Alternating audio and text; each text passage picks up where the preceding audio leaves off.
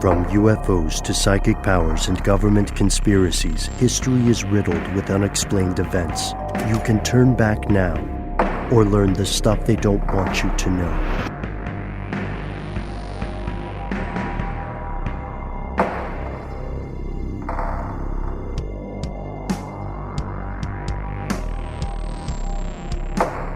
Welcome back to the show. My name is Matt. My name is Noel. They call me Ben. We are joined with our super producer, Paul, Mission Control Deck, and most importantly, you are here, and that makes this stuff they don't want you to know. No, several of us have been to the UK, right? Correct. Right? Have we all been? I have when I was very, very little, but I don't really recall it intimately. Okay. And Paul, thumbs up, thumbs down. Have you been to London? He has not. Okay, Paul, we will go on an adventure soon, assuming we can get into the country after today's episode, which is kind of a question that we have to confront often. I think we'll be fine what we will find out a little bit later. Yes. About the differences in MIs. Hopefully, yes. Hopefully we will be fine. You know, if the Epstein episode didn't finish us, hopefully this one will be fine. So, we have a lot of listeners in the United Kingdom. A lot of your fellow listeners, as you are checking out the show today, are located often in the Anglosphere, where people speak English, right? But there are listeners around the world. We just got an email from a guy in Uganda, actually, which is very interesting. He was slapped our wrist. Was not a fan of the Above Majestic interview. By the way, you can check out our Facebook page. Here's where it gets crazy to see our response to this sort of stuff. Mm-hmm. But this is a episode that will center on the United Kingdom. If you are thinking to yourself, Matt, Noel, Ben, Mission Control, why should I care about this? Why does it matter to me? I don't want to go to foggy London town. This is irrelevant. Well, let's just say before you get into your point, remember all the connections we've made between intelligence agencies across the world, especially those that speak English. Right. So this matters to you. If you can understand the language in which we are conducting this podcast, then this matters very much, more so than you might assume. Like most countries, the United Kingdom has its own variety of intelligence services. And most people outside of the UK, we're familiar with their intelligence operations through one very important portrayal in fiction, James Bond. Yes. Right? Yes, perfect. Agent 007 himself. I mean, I can't even – I should have looked this up before we hopped in the booth here, but I don't even remember how many James Bond films exist. I'm going to have a shot in the dark and say 12. That sounds like the title for a James Bond film. A Shot in the Dark. That'd be good. But that's not right. It's more than 12. 15? Paul says 35. Paul 25. says 19. Paul says 25. He said 25. That's amazing. And it also shows, like, of course, we would be most familiar with intelligence agencies through this James Bond thing. There's also an interesting study you can find if you just Google it, about James Bond's drinking habit. Somebody went through all the books and they counted every time he had a drink. And we're like, well, this guy is clearly wasted the entire time, and he probably has a cirrhotic liver. Have you ever had a Vesper Martini? That's James Bond's martini of choice. Yeah, there are a couple great Vesper places here in town now. Really, really good. Yeah. It's like got a lemon twist, and it uses Lillet instead of vermouth, I believe, which is like a kind of dry white wine aperitif kind of thing. It's very citrusy, very refreshing. I have no idea most of the words that you just said. Aperitif? White wine, aperitif. Lillet's the brand. It's good. It's good. We also have a huge advocate for Vespers in the form of our pal Josh Clark. He's a Vesper guy now. Nice. I don't know why I said it like that. Shakes his moral character to the core. I see a lot of people riding around on the Vespers in Atlanta. That's cute, man. All right, I like it. You're welcome. Big oof. But today we are taking a look behind the curtain, past the sexy James Bond portrayals, right? Today we're looking at the real-life inspiration for countless spy thrillers aiming to answer a disturbing question. Let's just get it out of the way now. Is MI5 a criminal organization? Ooh, that's heavy. It's a good way to frame this discussion. It really say that. Yeah, it absolutely is. Oh, get some clicks, right? Yeah, it's a big question. Sure. And we're going to drill down into it, as they say in corporate speak. Let's start drilling. Let's get granular. So what is MI5? Well, MI is the most important thing you need to know here, and that's military intelligence. I thought it was Mission Impossible. I wish that it was. I thought it was Martian intuition.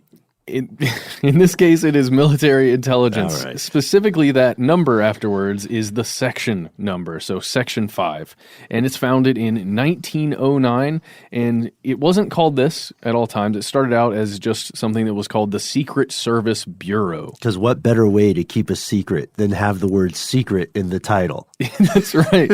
I mean, in that Secret Service in 1909, you can see it harken back then to the United States in our own Secret Service. And what we'll find is that they do very different things.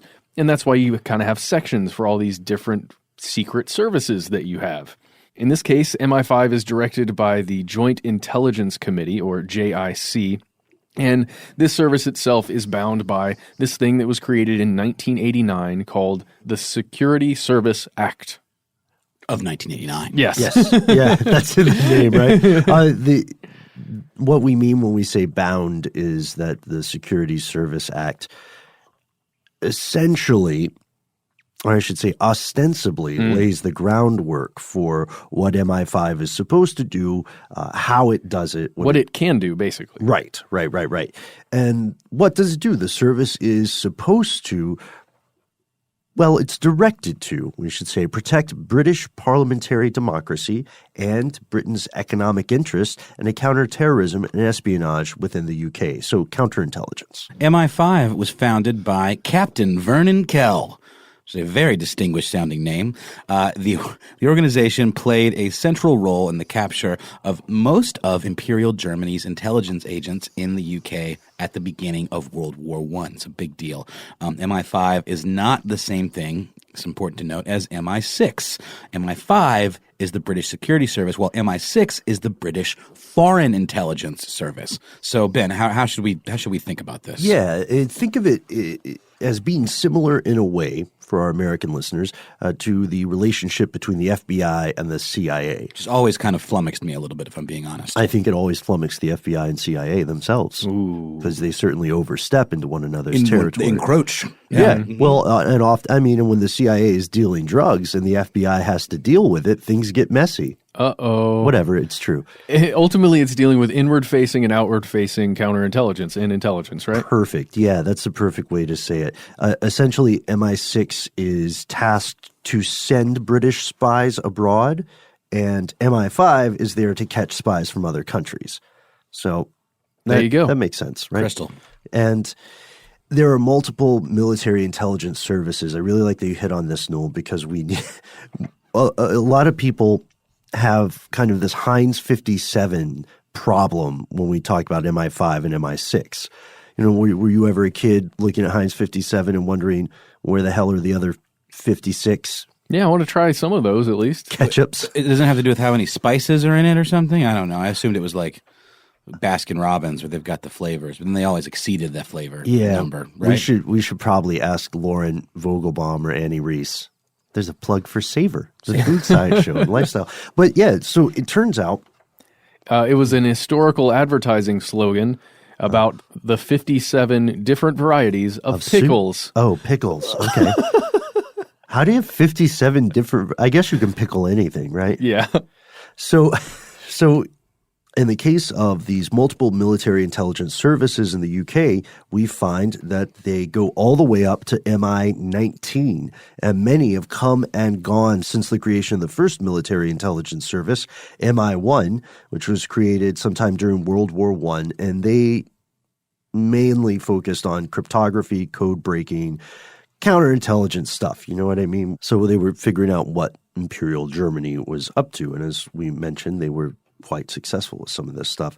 And over time, various sections folded or they merged or they changed their area of focus. And these sections, MI 1 through 19, ran all sorts of different, I don't want to say hustles, but different processes. Their activities included stuff like specialized geographical analysis. You know, we have a desk that just looks at Russia, for instance, or one that just looks at South America. And then they would have things like map making, aerial photography. They would also have things that we would normally find objectionable in Western governments today, such as 3 different active propaganda and censorship bureaus. Yeah. And they were blatant about it. That's what it said on their label. But, you know, a lot of that stuff spawned out of World War II when the propaganda had to be strong on all fronts. Right. And including with that was MI19 that you already mentioned, and that was the bureau specifically, or the, I guess, section specifically designed to interrogate prisoners of war during World War II, which is kind of scary. It's like the black site section. And it's interesting because the organization feels a little bit different in comparison to intelligence agencies in the U.S. Like the CIA handles a ton of this stuff with its own different subsections. You know what I mean? So what does MI5 do? We've looked at just the broad, I don't know, the broad strokes of this. But when we ask what it actually does on the ground, this is one of those $1 million or £1 million questions. Officially, MI5 does what it says on the website, right? Yeah, it catches spies. That's what it does. It intercepts communications. It finds people. It conducts classified counterintelligence. I mean, come on. That's MI5 for you. And what it does is it keeps the bear from the door. Or the wolf. It says that on the website. Whatever scary animal that you'd like to. The coyotes can't get in because of us. Yeah. Mm-hmm. Yeah, I like that Cold War reference, right? Because the UK had to reorganize a lot of their stuff and evolve their sophistication when the KGB came out guns blazing in the Cold War. Right? Oh, this is interesting, though, because to this day, many of these operations, MI5 operations, remain classified. Yeah. It's kind of a big deal. Yeah. Because, I mean, it seems like in our country, some of that stuff kind of eventually over time, when it ceases to be important for security, we get a little glimpse into, you know, some of the past covert operations, right? A little bit. Some of them, yeah. I mean, yeah, you're absolutely correct. One thing that's tough for the British public is that without information about a lot of these operations, many of which were fairly recent in the 1980s and stuff, without that information, it's tough to gauge how successful or unsuccessful this organization is. Because if they're doing everything right, you never hear about them. You know, you only hear about them when something goes pear-shaped, which I believe is British slang. Or something goes really right and another person leaks information. Right. And that's how we do know of some intelligence failures. For instance, in 1983, one of MI5's officers, a guy named Michael Bettany, was caught trying to sell information to the KGB. And he got caught. He got convicted of espionage. The big question is, what did he successfully sell some stuff beforehand? Yeah. Did he get away with it before he got caught? Ooh. And was he the only guy selling information? I certainly doubt it. Yeah, probably not. And, you know, with these organizations, you have to continually justify the reason that you're getting so much money from the public, I guess, tax dollars and all of that, with any intelligence community or organization. And as the Cold War came to an end, they switched gears again because there were terrorist threats coming from Northern Ireland, states such as Libya, where Colonel Gaddafi was operating, and that was a threat, at least at the time, a perceived threat. These were some of the major threats, at least according to the MI5, for a little while there. And then, you know, like we said, the Cold War is coming to an end. Now we're in the 90s, and there were some major reforms put into place. And the service actually, around this time, gained its first female director general. Yeah, Dame Stella Remington, who held the position from 1992 to 1996. And then the rise of Islamist terrorism at the end of the 90s, culminating in the 9/11 attacks in 2001, led to massive changes in the way MI5 operated. Yeah, absolutely. And look, Folks, it's no secret that counterintelligence is a murky, murky business. Operations often edge into morally and legally gray areas. Over the course of its existence, like many other intelligence agencies, MI5 has conducted numerous secret operations, often without any public oversight and often even without governmental oversight. The left hand doesn't know what the right hand is doing. And many people would say that is the way it should be. Sure. Sometimes even people who don't work for MI5, mostly people who work for MI5 probably say that. Yeah. But yeah, I see the point about compartmentalized information, right? There's a need to have that sort of operational security. But critics don't buy this. Critics allege that MI5 is much more than a counterintelligence agency. In fact, they argue while MI5 functions as a spy service, it also effectively functions as a criminal empire. Whoa. Yeah, like Hydra level. Well, what the hell are we talking about? We'll tell you after a word from our sponsor.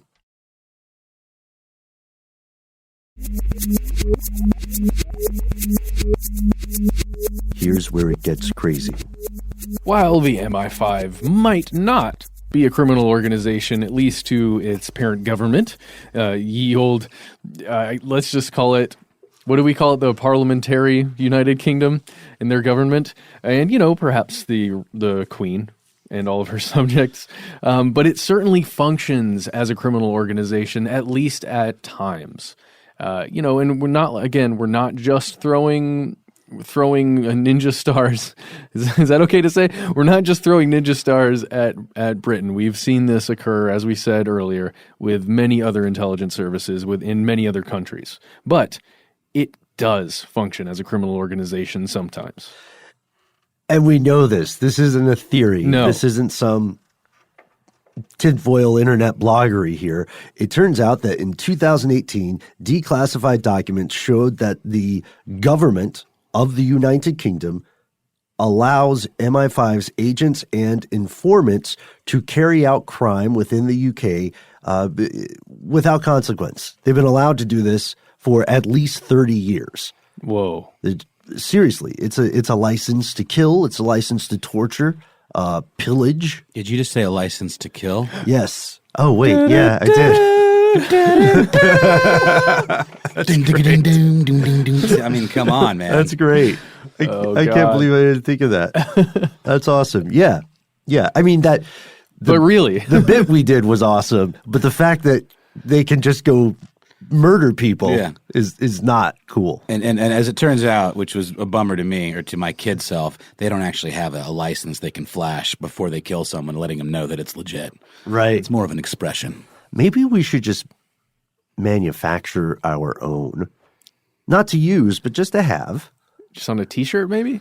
Well, like, how would you feel if you stole someone's wallet and you were going through the wallet and you found like 3 different fake forms of identification, right? All the same face, 3 different names, 3 different profiles. And then you saw like this mysterious license to kill. What would you do with that wallet? I would put it right back down. I'd wipe my prints from it. There he goes. Place it right back down on the ground. Clever. All right. Well, I know what you guys are getting for the holidays. Yeah. You'd also have to check local security cameras and any CCTV that's around to make sure to destroy those tapes. Mm-hmm. All right. Okay. And you probably want to drop your phone too, because that GPS record would be there. Oh, God. You know what? We might be taking this thought experiment a little too far right now. If you do have a license to kill and you can tell us about it without killing us, we would love to hear your experiences. We will do our best to keep you anonymous. Just putting it out there.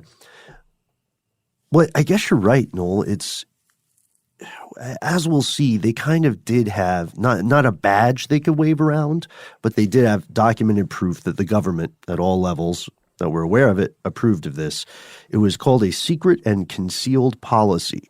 This would allow the security service to authorize participation in murder, torture, sexual assault, or other grave criminality if just a few folks believed it was in the service of the greater good, in the public interest.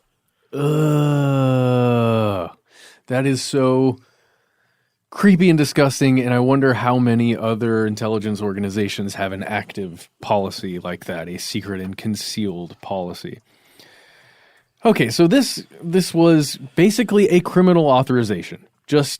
Literally that. You can do crime, and it's okay. But it's like a for the greater good clause, right? Right. I mean, that's the implication here. Yeah, but yes, but this is something that has been around for 30 years, and it was only first acknowledged in a British court when an alliance of human rights groups argued that it was unlawful to have this kind of policy. Like, nah, maybe not. Let's not do this. Mm-hmm. And it was completely secret. Like, they were practicing omerta until 2012.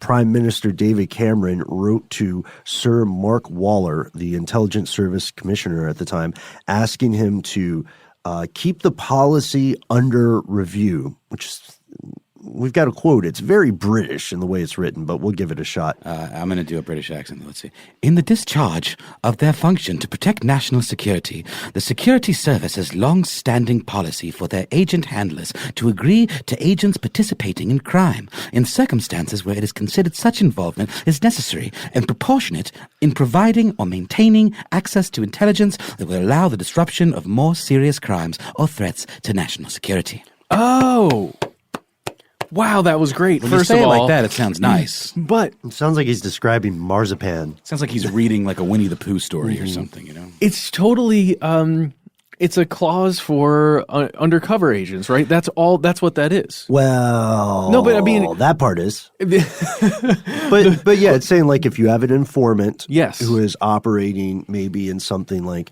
gun running or human trafficking circles, Yeah. and you need to keep them embedded, Question, let them though. go. In the States, Yeah. you see it in movies. I'm just wanting to see what you guys think about this. Whenever an undercover agent is offered drugs, they go to whatever lengths they can to not actually do the drugs. If they're like, like prove you're not a cop, do the drugs or whatever. Yeah. So it's like, oops, I dropped the drugs. You know, isn't that a thing? No, I'm wondering. Like, do you think we have it does seem like it's frowned upon for undercover cops to like get deep and start like doing drugs. It seems like there's a border, there's a boundary that we would prefer not to cross. They probably want to avoid it, but it comes into that idea of the greater good, right? Accomplishing the sting or the operation. So I am sure there are people who have maybe in the DEA or something been forced to do cocaine or something like that. But I don't know if there's a strict bright line policy wise. I don't think there can be. Yeah. I think because all of it's circumstantial, right? Especially when you're dealing with this. If this is full-on national security for the past 30 years, I can't even imagine some of the terrible things that some of these agents have had to do, like you're saying, in the human trafficking fields, in drug fields, in murder, in order to then get a bigger fish, essentially, down the line. And you also have to wonder, okay, let's put ourselves in that hypothetical position. Let's say Paul, Mission Control Decant, is a big-time, like Narcos level Colombian drug cartel leader, right? I can see it. Okay. And we're up-and-comers who are going to be lieutenants.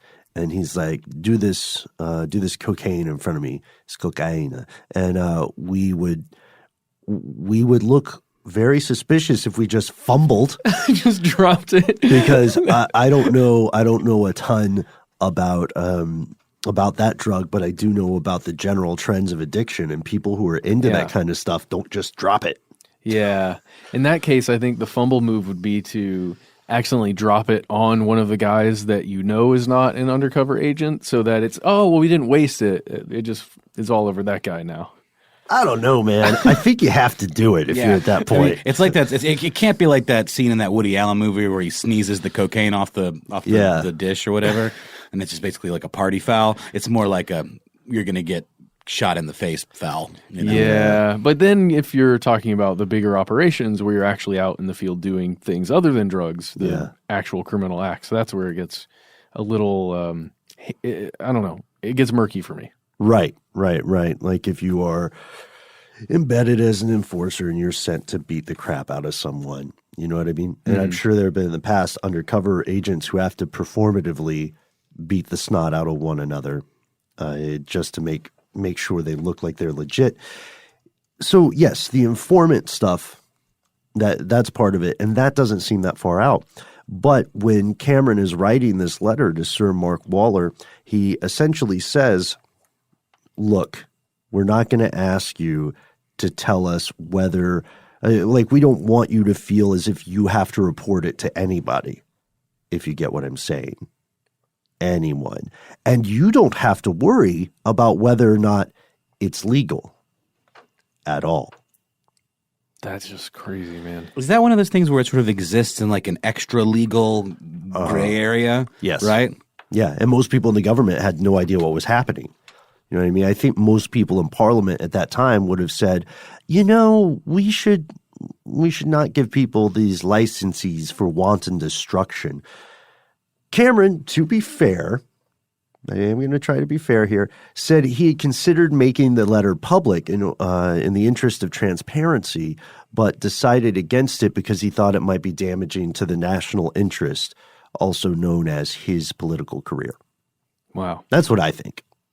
I think he was saying damaging to the national interest, but he meant damaging to his political career. Yeah. Kind of a typo, maybe a little flippant speech. I can see that, Ben. I mean, I can see where you become prime minister, you get whiff of something like this, and as a citizen, it gives you pause just knowing that it's happening, right? No matter what your beliefs are in while you're holding that office.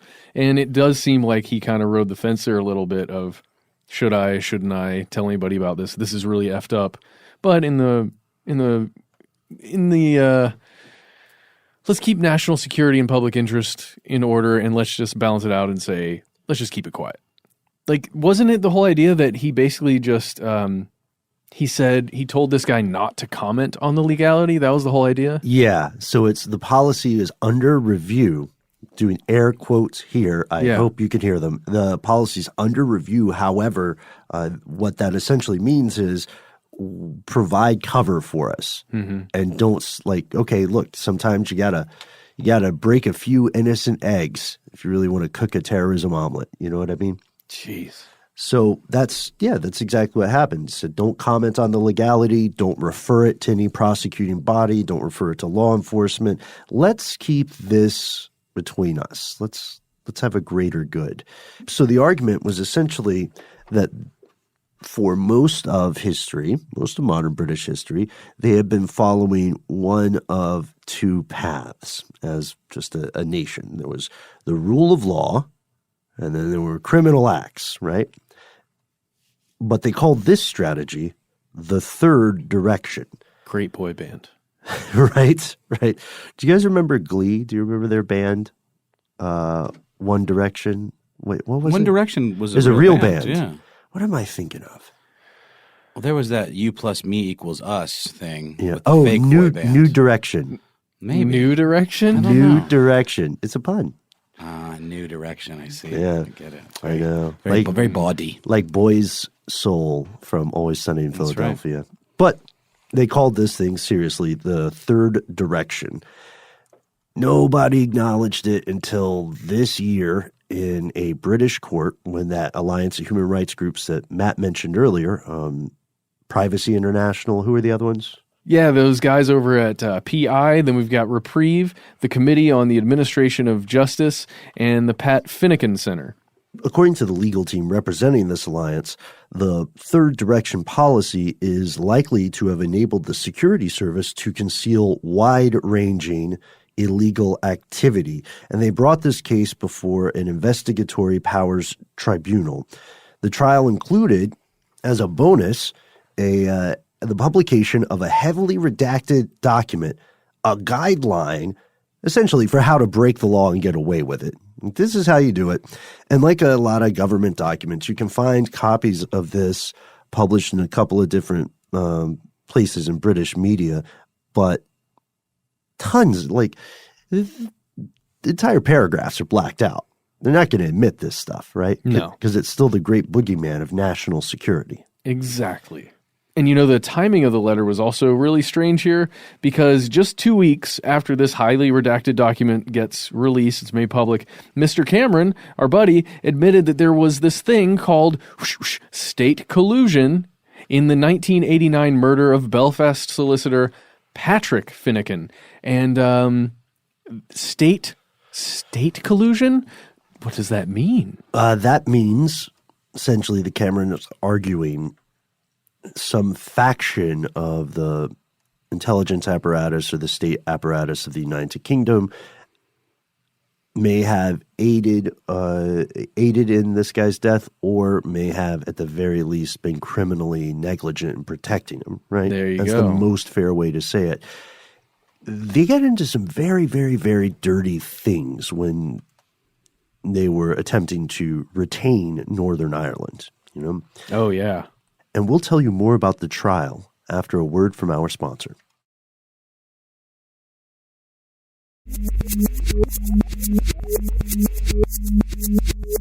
So according to Sir James Eadie, QC, that stands for Queen's Counsel. Those are the guys who have the wigs. The name for those wigs is peruke, right? So Peruke assault. what was the one you did off air? Peruke is on fire. Peruke. If you want to learn more about the history of the peruke, you can check out me and Ben's other podcast, Ridiculous History, where we do a episode about what the heck's up with those crazy British lawyer wigs. which is one of our first episodes. So be kind or be brutal. It's up to you. We just want you to know that's a great word. The internet's going to do what the internet's going to do, Ben. That's true. That's true. So this guy, Sir James Eadie, QC, is representing the intelligence agencies, the Home Office and the Foreign Office, and he told this Investigatory Powers Tribunal that details of MI5's conduct had to be kept secret, even in the modern day, and could not be aired in open court. He argued that the claim should be restricted to investigating over a sensible time period, at most 6 years. Wow, 6 years to keep all your secrets. Right. Interesting. So what did the Alliance of Human Rights Organizations say to that? So in their argument, the claimants cite Finnegan's murder as an illustration of the considerable public importance of the issues raised. It also refers to allegations that Freddie Scappaticci, Great name. yeah, it's pretty good, was a former senior member of the IRA and a security service agent working under the code name, oh my God, I love this, Steak Knife, but it's spelled S-T-A-K-E. That's a good DJ name right there, DJ Steak Knife. How about that, huh? Oh, wow, that's great. Yeah. So Scappaticci, a.k.a. Steak Knife, was, we have to say allegedly still, but was involved in kidnap, torture, and murder while working as an agent employed by MI5. So in a roundabout way, the government of the United Kingdom was paying this guy to kidnap, torture, and murder people. For the greater good. For the greater good, right. MI5 has refused to answer the claimant's questions about the scope of this third direction policy, including whether it could, in principle, authorize murder, torture, inhumane and degrading treatment, sexual assault, kidnapping, or false imprisonment. The security services lawyers also said to answer such questions would reveal the facts of conduct that they wish to keep secret. So it's kind of like a trust us, we're doing the right thing, we can't tell you what we're doing, we can't tell you why, other than that. Not a very convincing argument. No, not at all. And we also have other examples of some strange things that ended up coming to light, or at least things that maybe never wanted to see the light of day. There were some papers released by the Irish state that showed that there was this loyalist paramilitary group, or at least members of one of these groups, specifically the Ulster Volunteer Force. They're a paramilitary group out of Northern Ireland.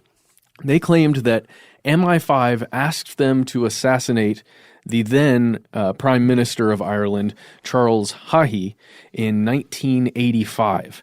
And we went to this BBC source to learn a little bit more about this, but it's very, it's very strange because it was a letter, just kind of your standard letter sent to somebody, like a correspondence, and it just happened to include a couple documents and a couple literally guys who just said, hey, by the way, MI5 asked us to kill you one time. We didn't do it. Yeah. But you should know. It's crazy. It was sent 2 years after the alleged, I guess, assassination or the hit was put on him, I guess. It contained a long list of collusion allegations against the British intelligence service, or various services that the British intelligence has. This guy, it was addressed to Mr. Haughey, and it read, "In 1985, we were approached by an MI5 officer. He asked us to execute you." And it said that this paramilitary group had been supplied with, quote, "details that would have compromised this guy's personal security, including aerial photographs of his family home, his cars, and his private yacht." So for an imperfect comparison, it's similar to, say, the CIA taking over Newfoundland and the people of Newfoundland wanting to make a united Canada. And so the CIA contacts someone in Canada and says, kill whomever is in charge of this unity group in Newfoundland, or kill the Prime Minister of Canada so we can keep our part. Yeah, and I guess they didn't imagine that the people who were not necessarily the friends of the British intelligence service they wouldn't just say, "Oh yeah, okay, sure, boss." Well, maybe they just said, killing prime ministers a step too far. I guess that's what I'm saying. Yeah, like they didn't expect that to occur. Mm-hmm. That seems very strange to me.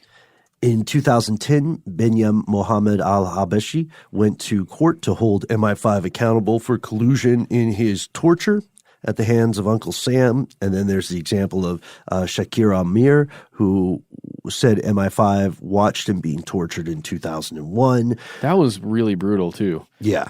The guy, he was in Guantanamo Bay, right? And he said like several times British officers would be in the room while he's being beaten, just brutally beaten, his head slammed against the wall. Yeah. Pretty crazy stuff. It's truly disturbing because now with all this new information, this admission on the part of the British government that these sorts of things occur, many of those previous allegations of criminal activity on the part of MI5 that were once dismissed as out-and-out conspiracy theories seem increasingly maybe not plausible, maybe not probable, but certainly less impossible. They've been implicated in the murder of anti-nuclear activist Hilda Merle. They've been accused of creating a far-right neo-Nazi group, Combat 18. Their profile peaked in February 15th, 1995, when they orchestrated a riot in Dublin that led to a cancellation of a football match between England and Ireland. One theory suggests that British intelligence wanted to create a magnet for the most extreme parts of these political parties. One member who was convicted of murder in 1998, a guy named Charlie Sargent, has been accused of being an MI5 informant with some pretty solid evidence. And then we did the death of Commander Buster Crabbe in a previous episode. So yeah, Buster Crabbe. Mm-hmm. Where he never surfaced, and it seems that maybe someone on the inside was responsible. Weren't there frogmen involved in that story? Yes. Yeah. What about crabmen? They never made it to Crabbe. Mainly because the difficulty of making forward-backward motion. That's hard. Yeah. Scuttling. So, Matt, you mentioned Colonel Muammar Gaddafi earlier as well, right? Oh, yeah. And in 96, there was a bomb that was placed under a car that was, I guess, thought to be the vehicle that Gaddafi was going to be traveling in his motorcade. But, he wasn't in that vehicle. The car did explode. The bomb did explode. And several bodyguards were killed. There was an ensuing gun battle that killed several people. And there were even there were would-be assassins, the people that planted the bomb and everything. They had links to Al-Qaeda. And it's thought that maybe MI5 had a little bit of a hand in this. Right. The head of the Libyan desk for MI5 at the time was a guy named David Shaler. And in 1997, he left the service, leaked this information, or these accusations, these allegations to the press.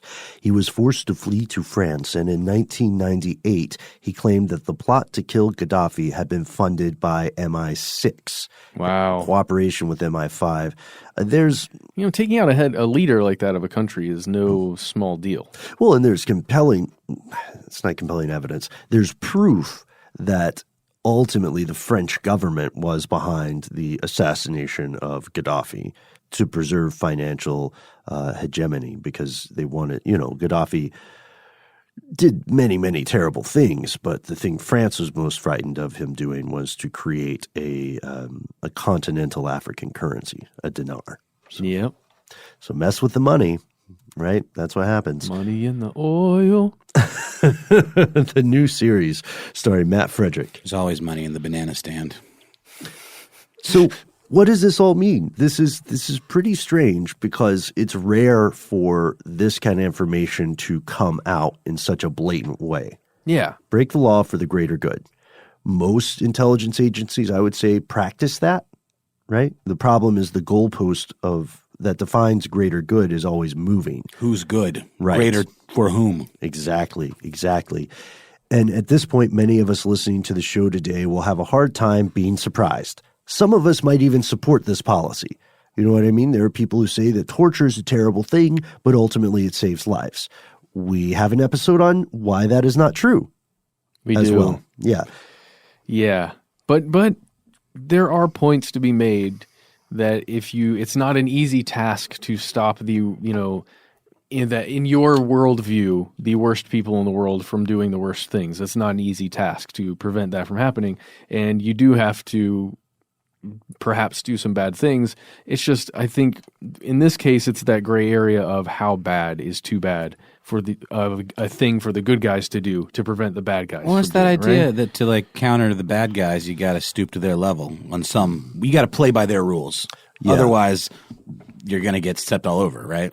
Did I tell you? In theory. Yeah. I mean, it's a good point. Did I tell you guys I rewatched True Detective recently? Season 2? Season 1. Well, Thank God. Yeah. No, I have a friend that really says revisit season 2, give it another chance. I've heard that before, but I didn't take a break. Season 1 was just so great. There's a quote that's not a spoiler, but this conversation reminds me of it. The two main characters, Marty and Rust, are having a philosophical discussion about the nature of good and evil. And at some point in the conversation, Marty asks if they're good people. And Russ says, no, we're bad, but they need bad men like us to keep the others from the door. Yeah. And That bear from the beginning of the show. Remember? Yeah, exactly. Or Jack Nicholson, right? Not as a character, just him. I don't know. He's a creepy looking guy. I don't know. I wouldn't want him knocking. I don't know him well enough to remark on his door policy. I guess the big question is, do we have to have the bad guys inside the door keeping the other bad guys from the door? Why can't we just build a giant wall and keep everybody out? That's very, very topical question you got there. Hot takes. So Hot takes with Matt. Totally kidding. I'm totally Well, totally it's a kidding. good question, though, because should MI5 allow its agents and informants to break the law? Does it really become a necessary evil on the way to achieving a greater good, right? And if so, for whom? What laws do they break? How do we measure the success or the efficiency of something like this if it's conducted entirely in secret? What sort of oversight should the public and or government agencies have on this process? Because right now the answer is none. They have none.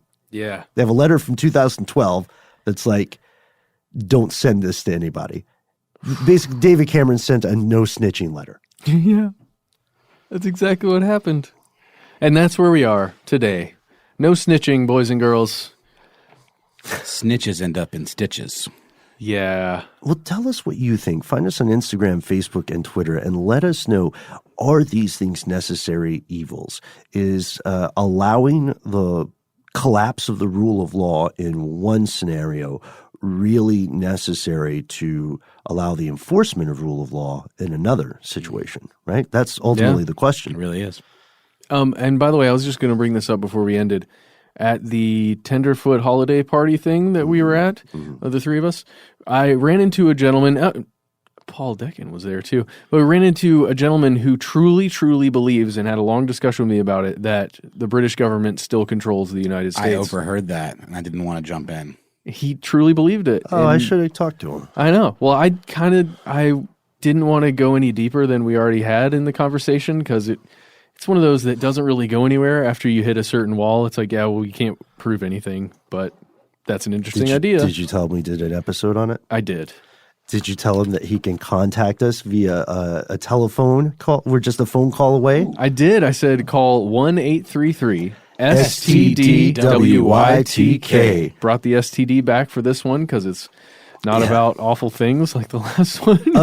And I also want to, just in the interest of full transparency, I'm not at death's door, but I am darn sure on like the sub basement of sickness right now. So that's why my voice sounds a little bad. If you heard any mucusy noises, sorry folks, that was me. Should be hail and hearty later. Are you down with the sickness, Ben? Oh, Ooh, ah. I'm always up to something. It's just extra deep. I like it. I know, it's nice and gravelly. Thanks, guys. Paul will surely snip out all the snot sounds. Thanks, Paul. So yeah, let us know what you think and check in with your fellow listeners. We'd like to take this debate to the internet. We mentioned it earlier in the show, but you can find us at our Facebook site. Here's where it gets crazy. If you love all that, but you don't want to do any of it, whatever your reasons may be, we have some good news for you. You can write to us directly. We are Conspiracy@howstuffworks.com.